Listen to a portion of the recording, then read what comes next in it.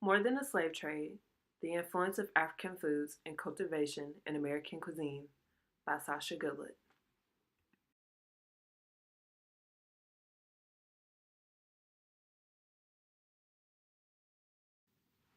Hello, my name is Sasha Goodlett and this is my video presentation on my thesis topic, More than a Slave Trade, the Influence of African Foods and Cultivation in American Cuisine.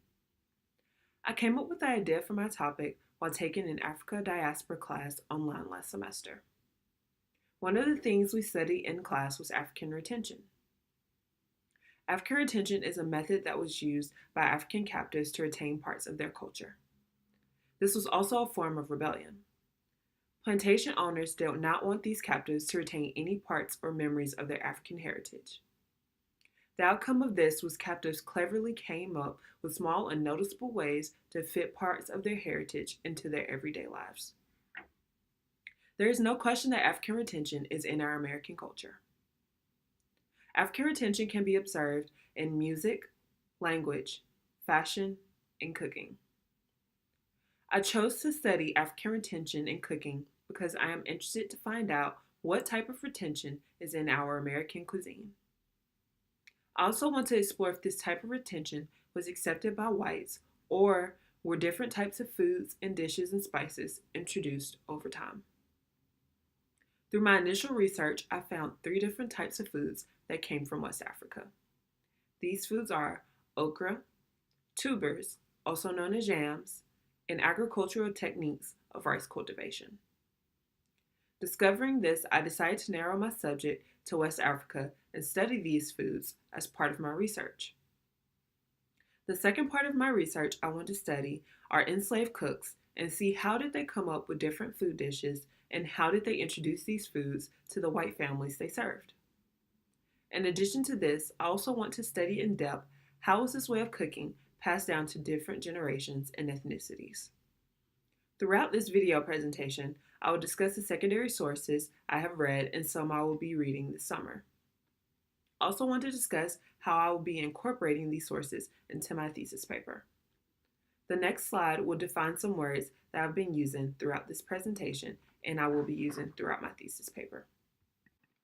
African diaspora refers to communities who were taken captive and sold through the Atlantic slave trade during the 1500s and 1800s. African retention is the act of retaining African culture through normal life routines.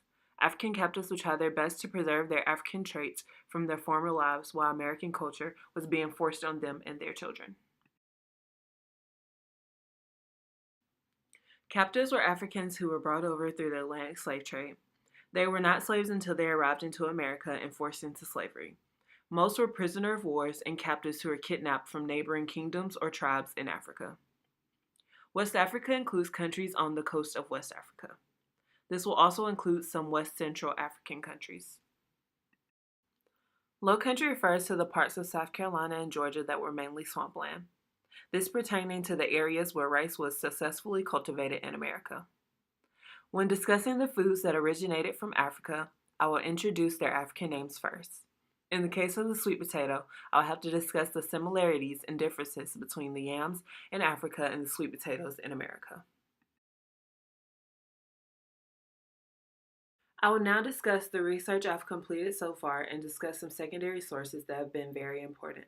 I will start by discussing 3 informative books and articles that I've read and researched this semester.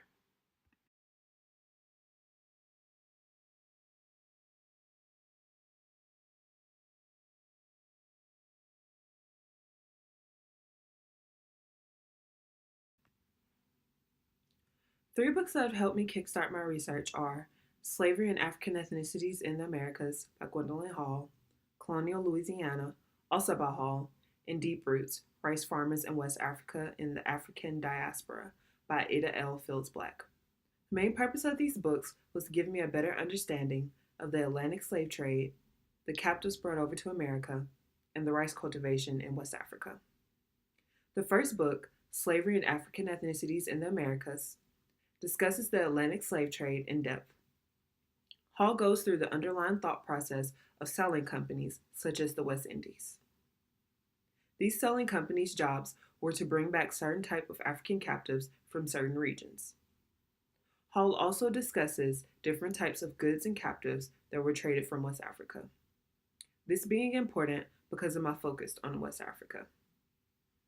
In addition to this, Hall in the introduction states that she wrote this book to challenge the still widely held belief among scholars, as well as the general public, that Africans were so fragmented when they arrived in the Western Hemisphere that specific African regions and ethnicities had little influence on particular regions in the Americas. This is a point that I want to prove when discussing rice cultivation in West Africa and compare it to rice cultivation in Low Country. I want to show that these captives were skilled laborers and were sought after because of their knowledge when it came to rice cultivation. The second book, Colonial Louisiana, also by Hall, gives an in-depth look and understanding of the Louisiana Territory while it was in possession of the French and Spanish. This book goes into the history and development of the Afro-Creole culture.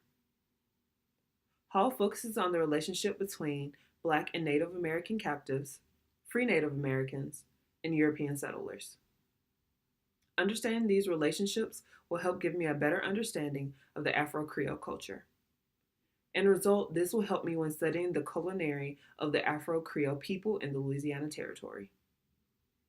Understanding the culinary practices of the Afro-Creole people will be important when I research okra and start to discuss how this single vegetable helped influence culinary styles in Louisiana that would eventually spread to other parts of the country.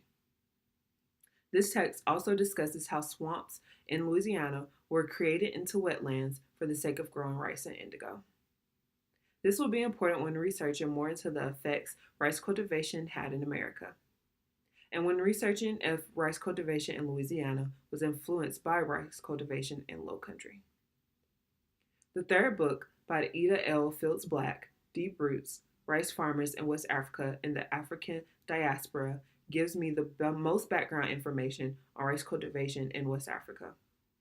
Fields Black successfully discusses the history of rice cultivation in West Africa by studying the languages of the Proto-Highland Darter communities and other communities in the neighboring region, where the oldest accounts of rice cultivation was witnessed. Knowing this history in depth will help me research further into the influence African captives had on rice cultivation in Low Country. One point I want to prove, as I stated before, is that despite historical texts, captives were skilled laborers. Some try to discredit Black captives and their influence in Low Country, but I plan on researching these different authors that feel that rice cultivation did not come from West Africa and compare that to the research done in these books.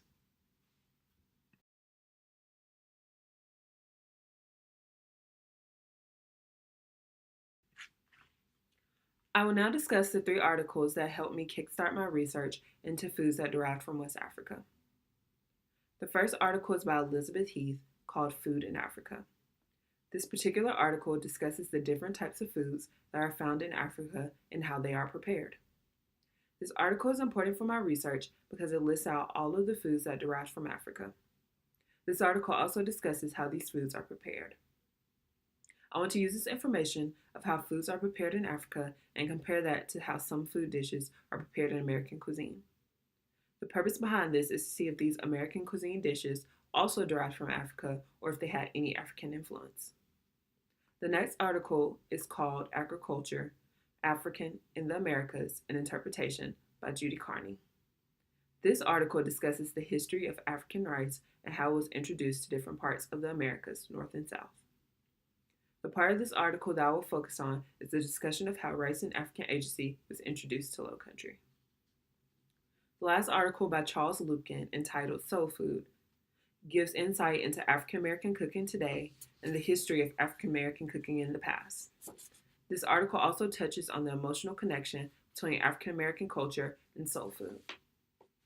This article will help me with the later part of my thesis when I discuss how African diaspora and food spread from the kitchens of captives and nannies to other kitchens, with my primary focus being on the spread of these foods to white family kitchens. All of these articles focus on the food that originated from Africa and not on the African captives like the books I have mentioned. That is why I feel that these articles are so important, because it will help me tie together the history of the captives and the food that came over with them. I hope to prove in this thesis that the Atlantic slave trade was more than just a slave trade. America gains so much more than just laborers. They receive different cultivation methods in rice and different foods and food dishes. Now I want to shift my focus to some questions that I've come up with to answer in my thesis paper. There are 6 questions in total, but I have grouped the questions up because of how the questions relate to one another. I will discuss in depth how I want to answer these questions. The first 2 questions are, how much influence did enslaved captives from West Africa have on rice cultivation in Low Country? And how did the idea of growing rice in Low Country come about? To answer the first question, I started by reading the 3 books mentioned earlier in this video. The main book I will be consulting is Deep Roots by Etta L. Fields Black. I will also go back and read into her bibliography to find some more resources on rice cultivation in West Africa. I will also read the book by William Dunsbury entitled Them Dark Days, Slavery in the American Swamps, to learn more about rice cultivation in America and compare the 2 books. I also want to read Many Thousands Gone, The First 2 Centuries of Slavery in North America, to socially get a feel for the lives these captives lived in North America. To answer the second question, I want to look into Low Country archives and hopefully find some references in journals by plantation owners or data that helps tell me how the idea of rice cultivation started in Low Country. The next 2 questions are, when were enslaved captives brought into kitchens to cook, and how did these captives influence American cuisine? I hope to find the answers to both of these questions by first reading a book by Kelly Fanto Dietz entitled Bound to the Fire, How Virginia's Enslaved Cooks Helped Invent American Cuisine. In this book, Dietz goes through plantation records, public archives, and cookbooks to retell the lives of enslaved captives in the kitchen. I hope that this book will shine some light on if enslaved cooks were taught how to cook from the women on the plantation, or did they already know how to cook beforehand. Unfortunately, I have to wait till November to read Dietz's book because it is yet to be released. If I can, I also want to find some interviews and public records of enslaved cooks discussing how they prepare food on the plantations. The last 2 questions are, was this type of African retention in cooking embraced by white Americans, and how was their way of cooking passed down to other generations? To answer the question about African retention in cooking, I hope to find some answers in Dietz's book.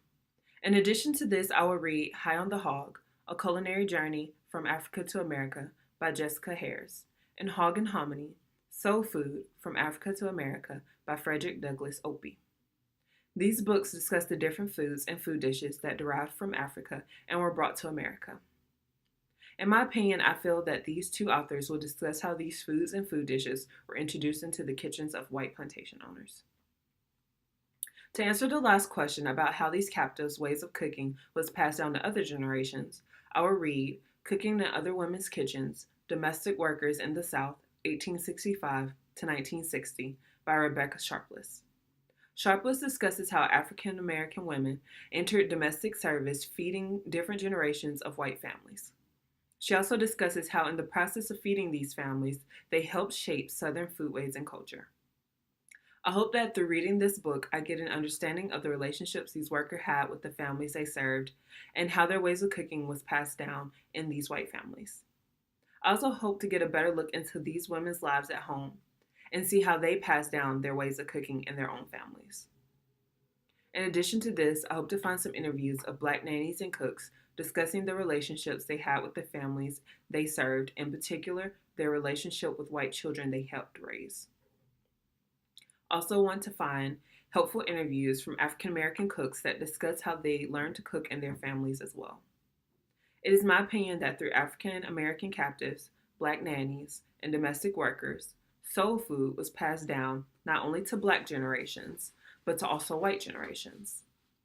I think that because of the relationship that developed between these different groups and the white families they served, we witnessed the spread of soul food throughout different generations in the families in this country.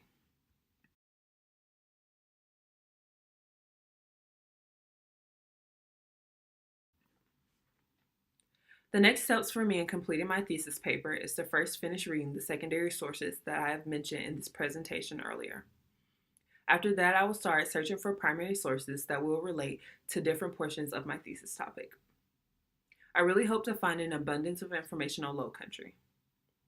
I also hope to find some advertisements of slave auctions and see if they say the types of slaves that were being auctioned off. My purpose for wanting this information is to show that certain types of captives were commodities, and that these captives were not just brute laborers. If they were laborers, then the slave auctions would not have advertised the parts of Africa that they originated from.